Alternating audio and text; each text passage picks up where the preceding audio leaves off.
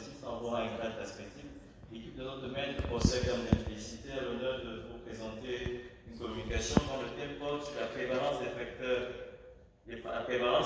associés à l'obésité en consultation externe dans l'hôpital service de cardiologie de l'hôpital général de Douala. Donc nous allons suivre le plan suivant. En introduction, nous dirons que l'obésité est une accumulation anormale et excessive de graisse. C'est une véritable pandémie. D'après l'OMS en 2008, 1,4 milliard d'adultes de plus de 20 ans étaient en surpoids et plus de 500 millions d'adultes étaient obèses. La fréquence de l'obésité est sans cesse croissante, comme le montre une autre étude de l'OMS en 2016 qui avait retrouvé une prévalence de 1,9 milliard d'adultes à travers le monde en surcharge pondérale et plus de 650 millions étaient obèses. Les États-Unis ont une prévalence ajustée à l'âge de 39,8% chez les adultes, et en Europe, nous avons une prévalence de plus de 50% chez les patients obèses et en surpoids. Au Cameroun, ou en Afrique plus loin, d'après Diaye en 2007, nous avons une prévalence au Maroc, au Sénégal et en Afrique du Sud de respectivement de 12, 5 et 21%. Au Cameroun également, la pandémie est présente avec une étude de Ikundi qui retrouvait 33% de femmes photo à l'ouest du Cameroun ayant une obésité, 24% chez les travailleurs à Douala, une étude de BIDA, et PACA, 37% dans une cohorte camerounaise à Douala. L'obésité est un facteur majeur qui va être un facteur pour développer l'hypertension artérielle et le diabète.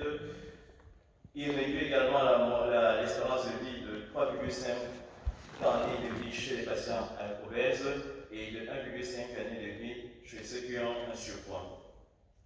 Vu l'impact de l'obésité sur la santé et le développement, il se paraît utile de mener une étude pour voir l'épidémiologie de l'obésité dans un service de cardiologie, notamment l'hôpital général de Douala, et de voir les facteurs associés également à cette obésité, les facteurs de risque qui étaient associés à cette obésité.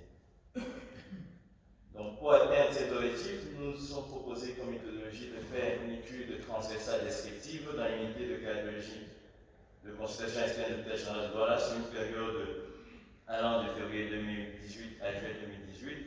Et tous les patients reçus en consultation externe étaient inclus dans l'étude suivant les critères suivants. Nous avons admis tous les patients âgés de plus de 21 ans qui étaient consentants pour l'étude, et les critères d'exclusion étaient ceux qui avaient un certain nombre de maladies acidiques et qui ne pouvaient pas rester debout, ou les femmes enceintes. Donc nous avons fait un échantillonnage consécutif et exhaustif, et nous avons eu une taille minimale de patients, d'après la formule de Cochrane, de 350 000 patients qu'on devait inclure.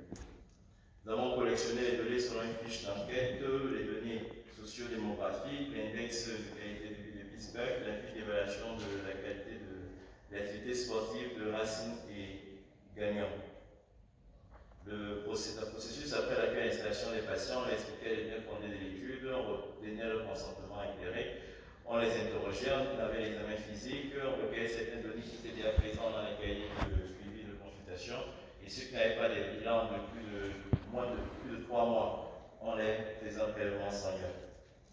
Nous avons utilisé plusieurs paramètres cliniques, on a prélevé certains. L'analyse des données a été faite avec le logiciel Info, SPSS 20, et plusieurs tests statistiques ont été utilisés.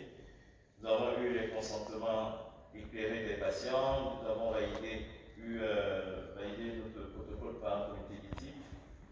Dans le total, M. le Président, je viens de l'informer 403 patients ont été reçus durant la période d'étude, 389 ont été inclus et 14 ont désisté faute de vouloir réaliser les prélèvements ou les fiches d'enquête n'étaient pas correctement remplies.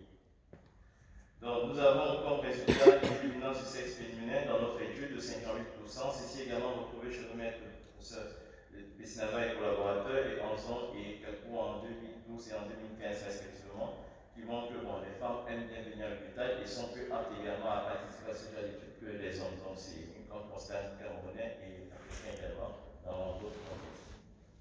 L'âge moyen dans notre étude était 54 ans, et dans celle des autres études également africaines, Pessinava a retrouvé un âge moyen de 49 ans, Anson 48 ans, moi au Ghana 44 ans, et 44 ans également au Niger, qui montre qu'en consultation externe, la tranche des populations qui consultait de 40 à 60 ans, et qu'il faut maximiser la prévention de l'obésité chez ces patients avant qu'ils n'arrivent à 60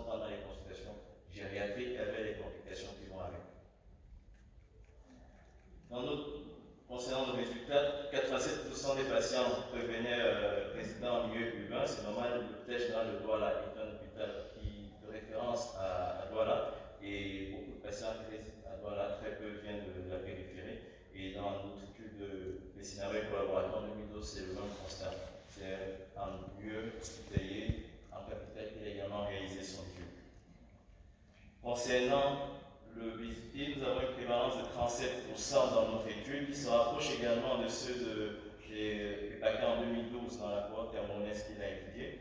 Bessinaba, Lomé, 32% et Anzo, pour nous, 27%. Par contre, notre maître procès absorbé dans son étude à propos de la SOA avec une prévalence de 61%.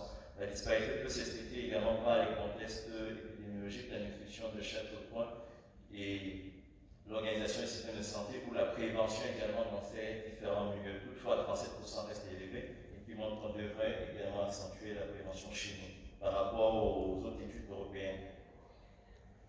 Concernant la prévalence de l'obésité abdominale, dans notre étude, nous avons une prévalence de 87%, qui est moins importante chez RM en Tunisie, de Renault, 28%, qui est aussi moins important chez Bessinaba, en fonction des abacs qu'on a utilisés pour pouvoir avoir la prévalence de l'obésité abdominale. Il y a deux classifications, c'est pour expliquer pourquoi chez nous on a une grande sensibilité dans le dépistage de l'obésité abdominale. Concernant les paramètres biologiques et la corrélation avec l'obésité, on peut se rendre compte que la pression artérielle diastolique est significativement plus élevée chez les patients obèses dans notre étude. Pareil pour la glycémie, le cholestérol, l'acide urique avait une corrélation statistiquement significative qui montre qu'il faudrait accentuer effectivement la prévention de l'obésité parce qu'à long terme, ça va, les chiffres vont augmenter. Pour l'instant, c'est des chiffres qui ne nécessitent pas une injonction de traitement pharmacologique pour les différentes barrières qui sont là, mais qui nécessitent d'être agressifs un peu sur le changement de comportement de vie. Et ce constat également fait que d'autres laboratoires au Bénin, en Albanie et chez Piscinaba au Togo. Concernant la qualité du sommeil, dans notre étude, les obèses avaient 44% de mauvaise qualité du sommeil. Cela est par contre plus important aux États-Unis où l'urbanisation est un peu plus agressive, on se réveille un peu plus tôt, le stress est un peu plus important. Donc chez eux, aux États-Unis, il y avait 63% d'obèses qui avaient une mauvaise qualité du sommeil. Concernant l'obésité et l'activité physique, dans notre étude, on avait 63% de patients qui avaient une inactivité et cette prévalence est supérieure également retrouvée chez Azon Canon à Cotonou en 2015, chez Pessinava en 2012 et par contre en 2014, une autre étude a été faite par Ireco à Cotonou qui montre qu'il y a une régression à 57% de la prévalence de l'activité sportive. Donc ça montre que ces études préliminaires permettent de, quand on fait l'étude, quand on fait le dépistage, on informe les malades, on fait une éducation thérapeutique, et si on refait une autre étude longitudinale, on pourra voir que l'activité physique a permis une prise dans la vie de ces patients. Concernant l'association entre les facteurs tels que le sexe féminin, être marié, être fonctionnaire ou en auto-emploi, commerçant, ou ceux qui vivent en milieu rural, ou l'obésité familiale, le diabète, la dyslipidémie, l'inactivité, il y a une corrélation statistiquement significative entre ces facteurs et la survenue d'une obésité avec des autres ratios entre 2 et 3 qui montrent que l'obésité est plus fréquente chez ceux qui sont mariés. Souvent, on voit très bien les jeunes qui ont encore une obésité, qui ont l'autre plan, mais une fois mariés, 5 ans, 10 ans, ça pousse, peut-être parce qu'on pratique moins d'activité physique. Et à long terme, ça entraîne une hypertension, un diabète, c'est un facteur majeur. Donc il y a une corrélation statistiquement significative avec un lien de cause à effet, un autre ratio de 2 pour ces différentes barrières. Concernant les facteurs associés à l'obésité abdominale, il y a une corrélation statistiquement significative également de sexe féminin, être marié, en auto-emploi, avec une dyslipidémie et la prévalence ou l'incidence d'un diabète avec un autre ratio variant entre En conclusion, Monsieur le Président de la séance, au nom congressiste, l'obésité est un problème de santé publique en milieu hospitalier dans la ville de Douala. Sa prévalence est élevée en consultation de cardiologie chez les femmes qui sont peu haut risque et l'inactivité physique reste préoccupante, donc il faut une prise dans la vie des patients, l'éducation thérapeutique. Bien que la mauvaise qualité du sommeil ne soit pas significativement associée dans notre étude, sa prévalence reste élevée normalement chez 45% des patients. Donc ces patients obèses par rapport aux non-obèses, les paramètres cliniques restent élevés et nécessitent donc un changement de comportement, même pour l'obésité abdominale, pour réduire l'incidence de diabète, de dyslipidémie et d'hyperglycémie. La prévalence de l'obésité reste élevée dans notre série et un changement de comportement est plus urgent à intégrer dans nos consultations de routine. Merci, Monsieur le Président de séance. Merci.